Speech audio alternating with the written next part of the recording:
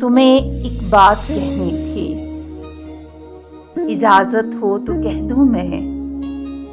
ये भीगा भीगा सा मौसम, ये तितली फूल और शबनम, चमकते चांद की बातें, ये बूंदें और बरसातें, ये काली रात का आंचल, हवा में नाचते बादल, धड़कते मौसमों का दिल, महकती खुशबुओं का दिल, ये सब जितने नज़ारे हैं, कहो किसके इशारे हैं। सभी बातें सुनी तुमने, फिर आंखें फेर ली तुमने। मैं तब जाकर कहीं समझा कि तुमने कुछ नहीं समझा।